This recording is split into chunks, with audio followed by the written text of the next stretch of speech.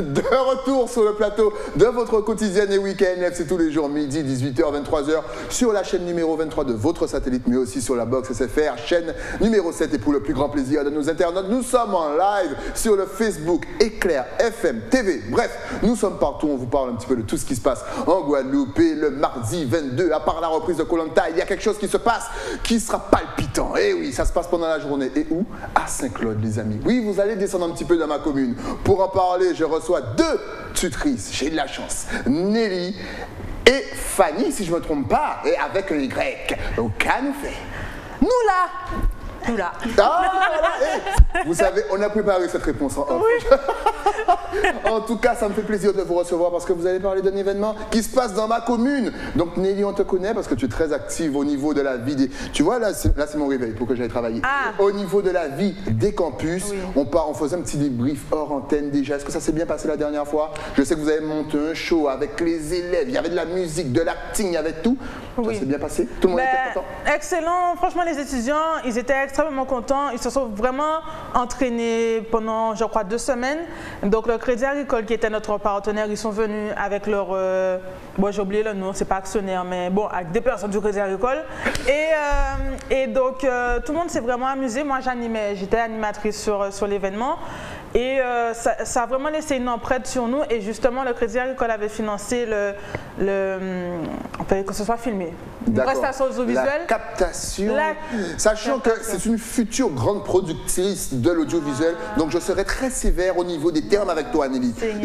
Fanny peut faire des erreurs. Toi, tu ne peux pas faire d'erreurs. Qui m'a envoyé utiliser le mot?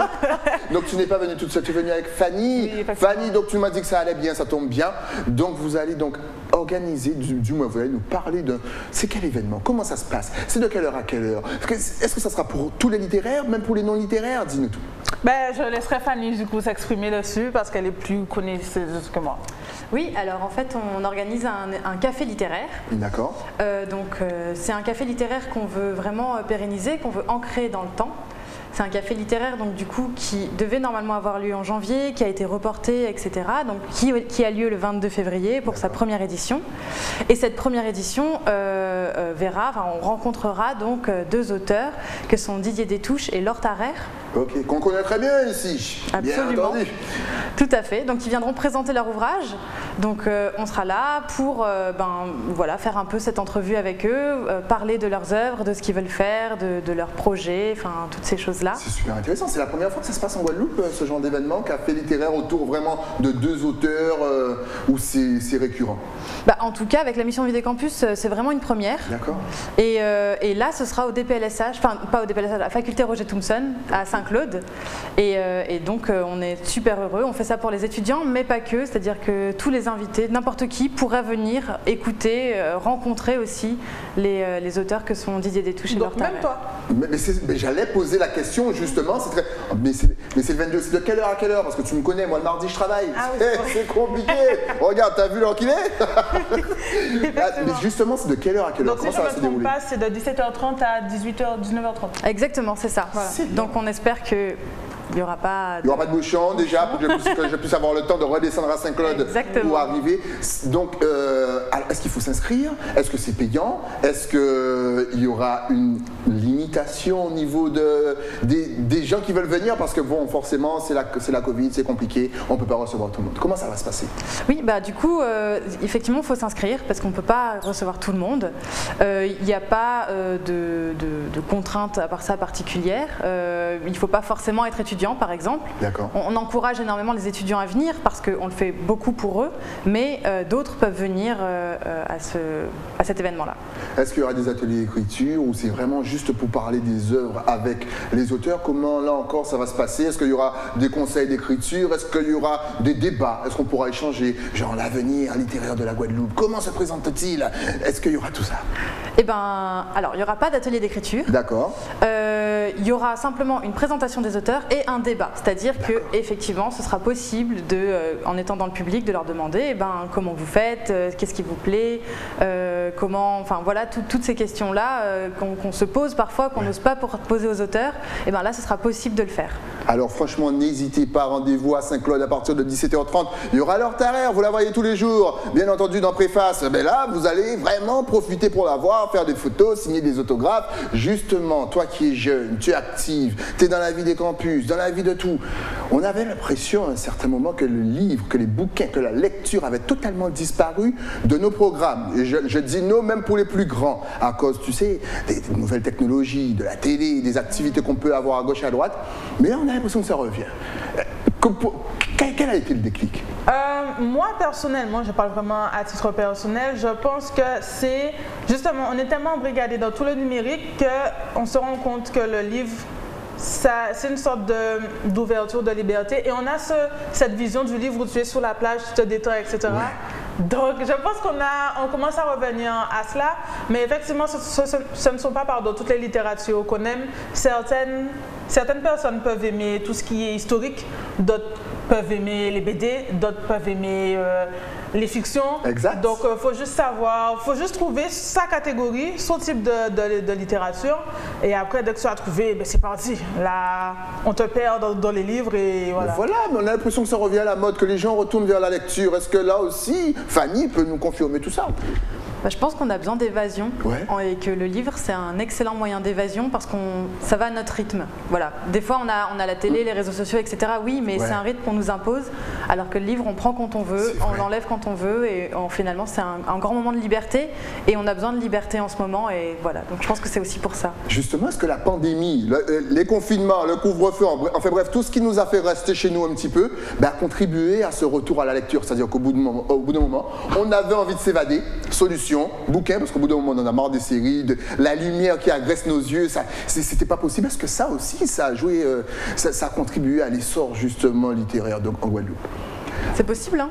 Ouais. C'est possible et je pense aussi que ça a contribué à l'essor de la création. Je pense qu'il y a énormément de gens qui se sont découverts des talents ou qui ont voulu exploiter ces talents, alors en écriture, dans la poésie, mais parfois aussi dans le dessin.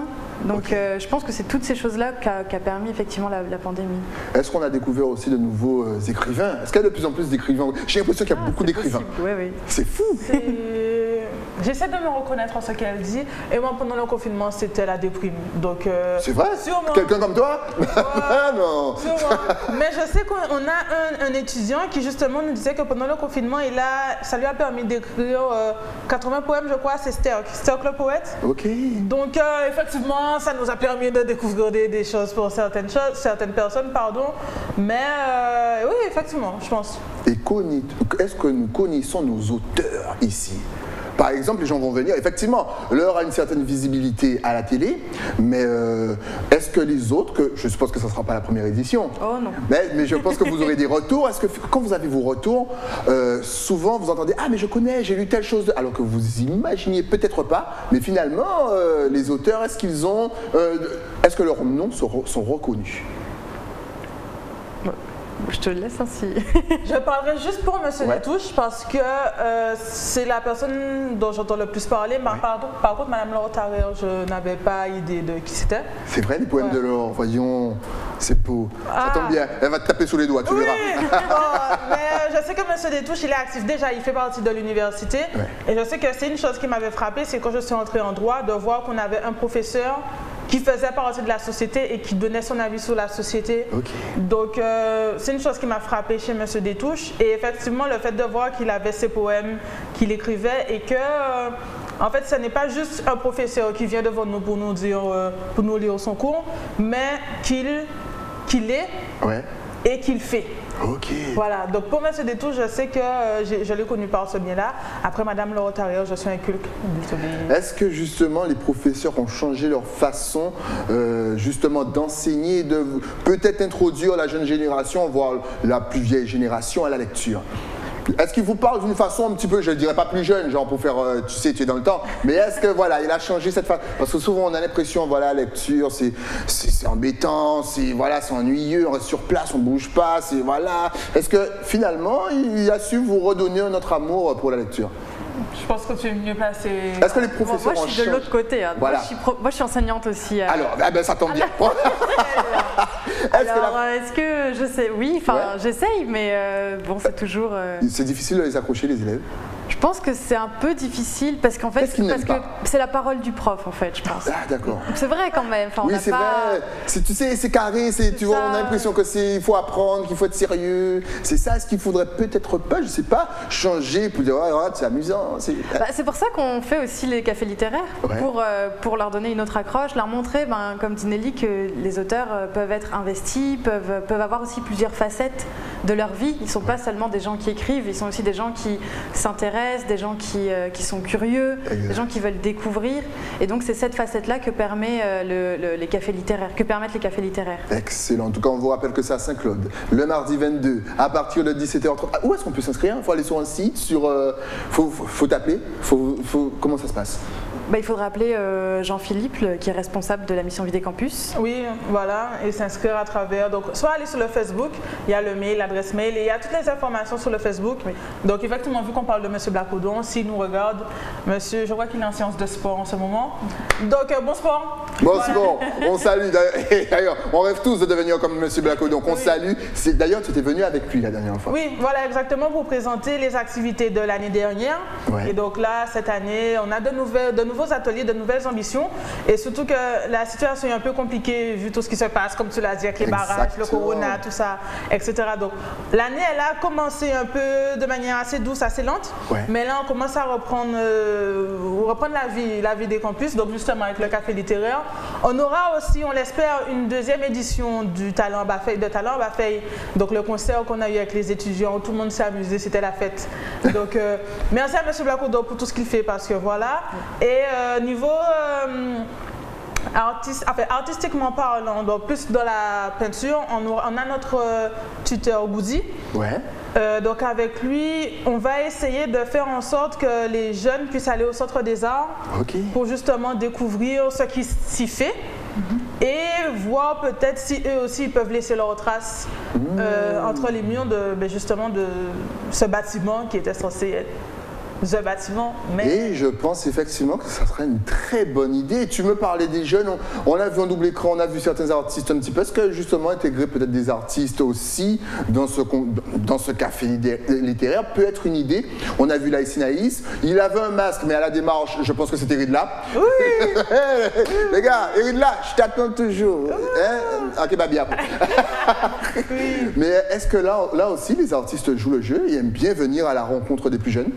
C'est quelque chose qui se fait, ce ne sont pas tous les artistes qui vont forcément accepter l'invitation, certaines fois par défaut de temps, d'autres fois par défaut d'envie, mais c'est vrai qu'il y en a beaucoup qui jouent le jeu, et je me rappelle justement pour Talent Bafeil, les jeunes ont été très contents parce que Jima Kano, qui était le cadreur justement, il avait, donc les jeunes étaient en train de s'entraîner et ils étaient en train de chanter une chanson de Fanny J. Ok. Et il a fait la petite surprise, il a pris son téléphone, il a fait un petit appel vidéo, et donc quand tout le monde a fini de chanter, il leur dit regardez qui est là.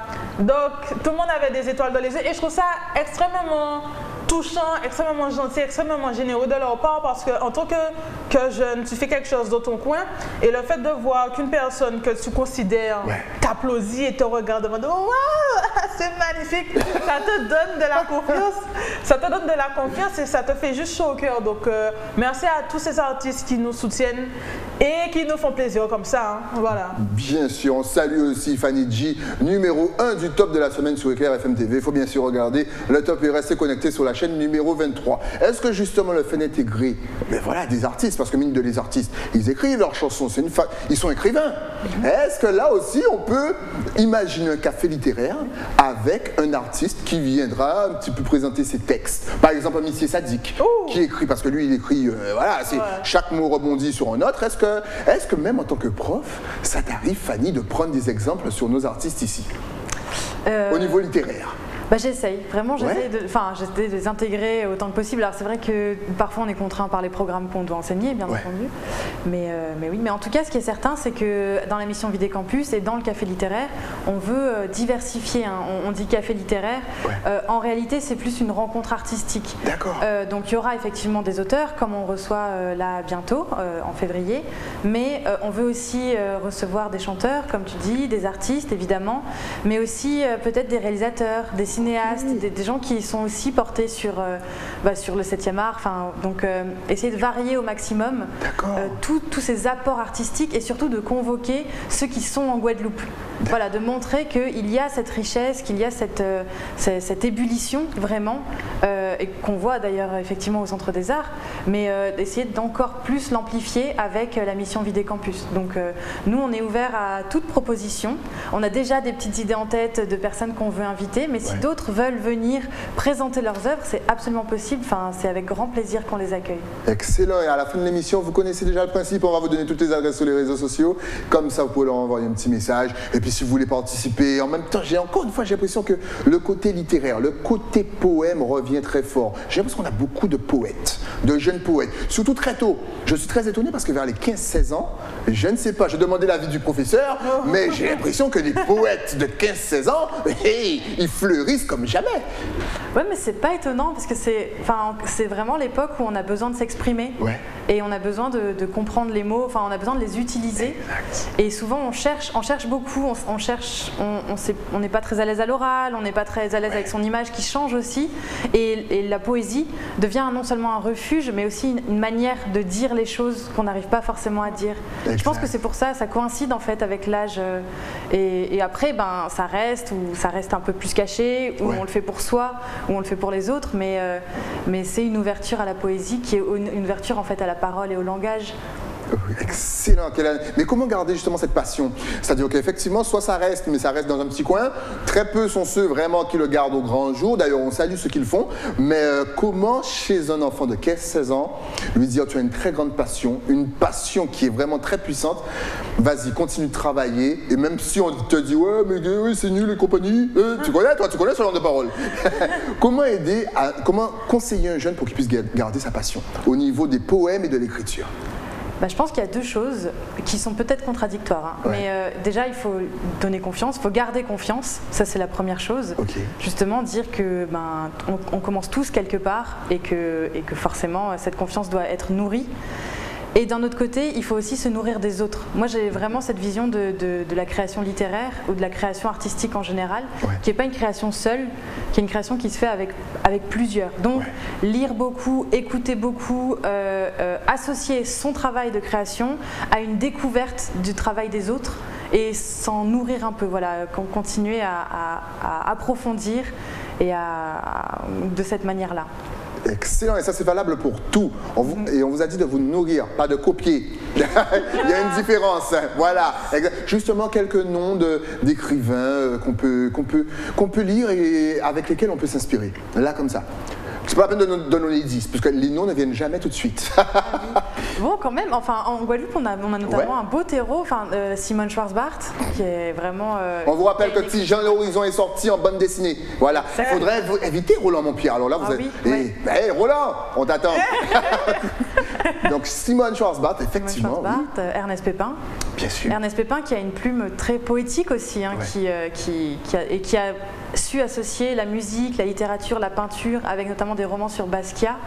Donc vraiment, ça peut être des inspirations très très fortes. On a encore beaucoup de poètes. C'est vrai, comme tu dis, tous les noms viennent pas tout de suite. C'est toujours comme ça. Mais en tout cas, déjà 2. On va commencer par 2 parce que même si on vous donne 5, vous n'irez pas chercher les 5. Donc 2. Simone Schwarzbart, que tout le monde connaît, bien sûr. Mr. Pépin, ça c'est excellent. Un tout dernier mot sur l'événement. Bien sûr, je me tourne vers la tutrice chargée de com, Nelly. Que peut-on rajouter sur cet événement qui se déroule le 22 à Saint-Claude? Je vais rabâcher Saint-Claude. Quand Jacob, voilà. Ce qu'on peut rajouter, c'est juste venez. Venez, ce sera super. On va rencontrer des auteurs, on va discuter. Et surtout, suivez les actualités de la mission Vidécampus. Là, on va essayer d'avoir des financements de la DAC. Ce qui n'est pas chose facile. Mais on va justement essayer de faire évoluer tout ce qu'on fait. Et donc là, justement, le Crédit Agricole qui nous soutient énormément. Donc depuis qu'ils nous ont rencontrés l'année dernière, là, ils ne vont pas nous lâcher. Ah, ben c'est clair. Ils ont flairé le talent. Oui. Donc là, ils vont revenir avec la deuxième saison de Talent Bafay, on l'espère. Et justement, là, M. Blacodo est en démarche avec Mme Parny, je crois, qui est responsable du Crédit Agricole du Gosier, parce qu'elle veut faire un don d'ordinateur aux étudiants de la mission Vidécampus. D'accord. Donc, le Crédit Agricole, ils sont avec nous. Et donc j'espère que ce partenariat, il va il va perdurer. Bien sûr. Voilà. Allez, en tout cas, on salue tous les partenaires qui aiment bien donner. Voilà, pour la culture, c'est important. Fanny, un dernier mot pour la fin. Les motiver pour qu'ils puissent venir. Vas-y, ta caméra est juste en face de toi.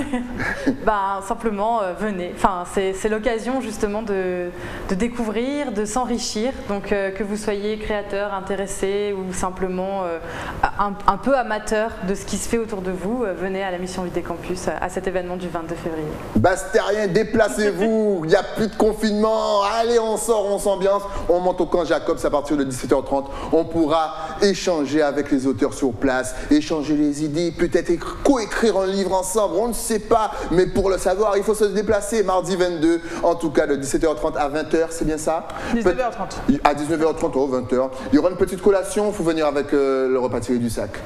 Là, vu les restrictions Covid, on ne peut pas garantir la collation. Donc, même un peu d'eau? Oh, oui, quand même. Non, on vous rappelle qu'on a des problèmes d'eau à Saint-Claude. Non, on rigole. Mais franchement, venez vous nourrir à l'intellect. Justement, si on veut plus de renseignements, si on veut s'inscrire, si on veut vous contacter, si on veut faire un partenariat pour le prochain café littéraire, toujours à Saint-Claude, parce que ça ne va pas bouger. Est-ce que vous êtes connecté sur les réseaux sociaux, Facebook, Bien Instagram, sûr. site internet? Tu connais la chanson, ça va s'afficher. Oui. Juste Donc, ici. effectivement, rejoignez-nous sur le Facebook Mission Vidé Campus Université des Antilles et sur l'Instagram Vidé Campus. Donc là, vous aurez toutes les actualités, l'atelier de l'éloquence, les prochaines activités qu'il y aura sur les campus. Et bien sûr, tous les dons sont les bienvenus. Donc, surtout la DAC, si vous nous écoutez.